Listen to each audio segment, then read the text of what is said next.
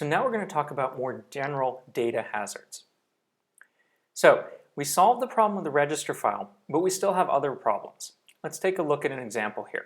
Here we have an add instruction that's going to start in our pipeline, and another add instruction that's going to follow it, and a third add instruction. So these are going to go ahead and they're going to execute through the pipeline just as we expected. But if we look at the dependencies between these instructions, so here the first add instruction is generating a result into R2, and the second add instruction is using the result from R2, we're going to see that we have a problem. So if we look in the pipeline where that first R2 is generated, we see it's stored in the register file in clock cycle 5. And if we look where it's used, we see it's used in clock cycle 3. That is, we have a problem here. We're writing the value for R2 in cycle 5, but we need to read it out in cycle 3. So we need to read the value out before it's been written. That's a little hard to do. So what we see here is we have this hazard. There's a hazard between writing the register file that we need in clock cycle 5 and then needing to read it in clock cycle 3. So, a question, why doesn't double pumping the register file help here?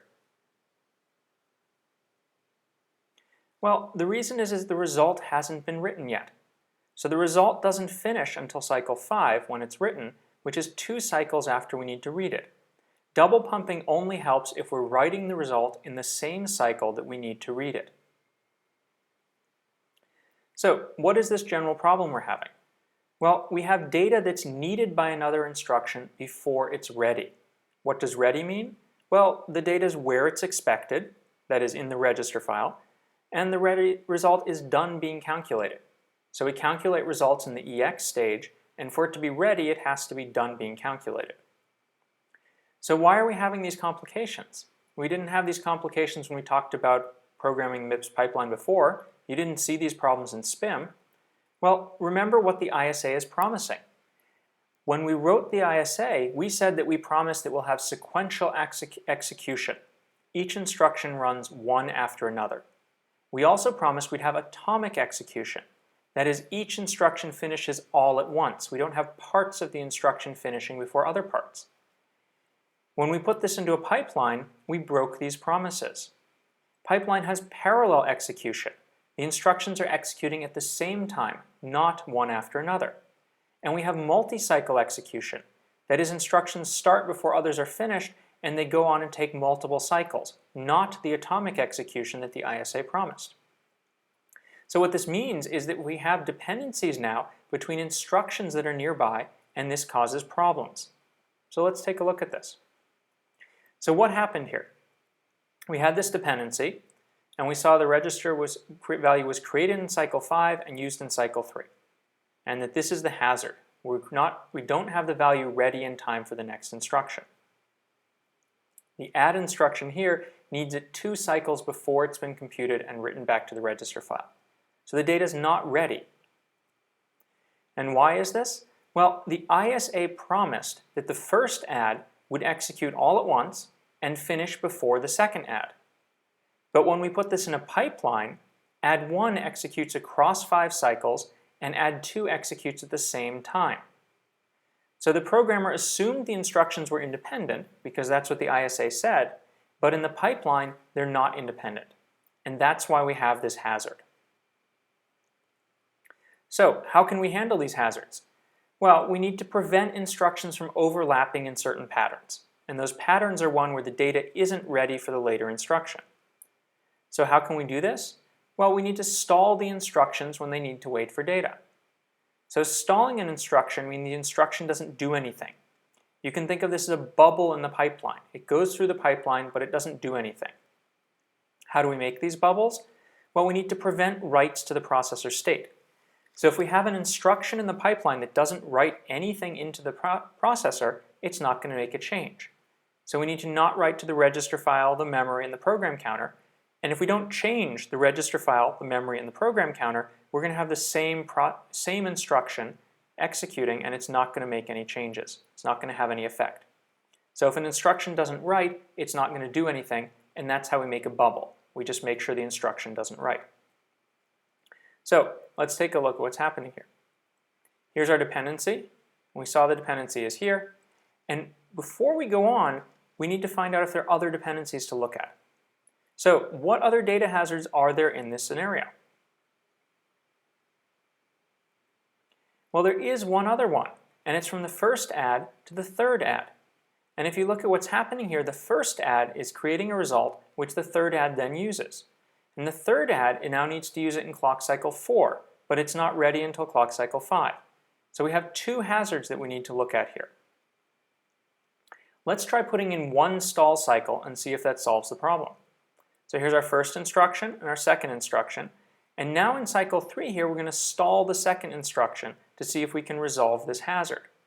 So we go ahead and stall it, and now we execute our program, and now let's take a look at what happened. So that first dependency has now changed. We now need the result one cycle before it's created. Still not so good. How about the second hazard? So the second hazard is now fine. In the second hazard, we can now write in the beginning of clock cycle 5 and read out the results in the end of clock cycle 5. So here the double pumped register file works. So for the second hazard here, between the first and third instruction, putting in one bubble and a double pumped register file is enough. So this delay we added here fixes the problem with the third add, but we still have a hazard for the second add. It's also really important to note here that our program is now longer.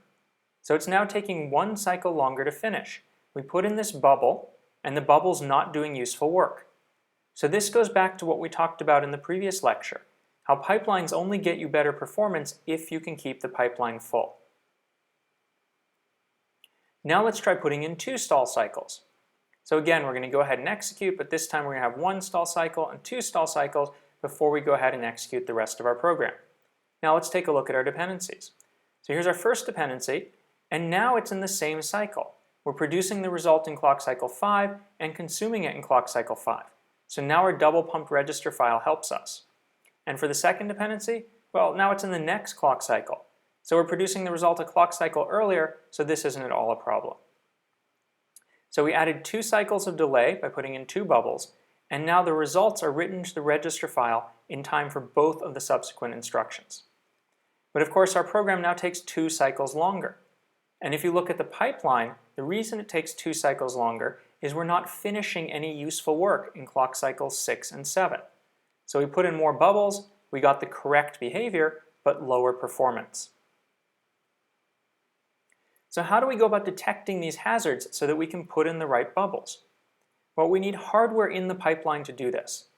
And the hardware needs to look at the instruction bits that are in the pipeline registers and detect when instructions read data that's being written in earlier instructions. That's exactly the dependency we had before. The first add was writing data that the second add was reading. So how do we do this? Let's take a look at our pipeline. So here's our pipeline with the data in each of the registers, and we have a bunch of instructions in it. We have an instruction here that's in the execute stage, we have an earlier instruction in the memory stage, and an even earlier instruction in the write-back phase. And what we need to do is see if either the earlier instructions are generating the data that the later instruction needs. So how do we do that? Well, we take the source registers for the execute stage, that is RS and RT, and we're going to compare them to the destination register for the memory stage and the destination memory register for the write-back stage. With this information here, we can tell if the earlier instructions, those ones that are later in the pipeline, are producing data that we need in the EX stage, and then we can stall to get that data. So we're going to take this information and we're going to put it into hazard detection logic, which sees if any of our sources match these destinations, and if they do, then we need to stall.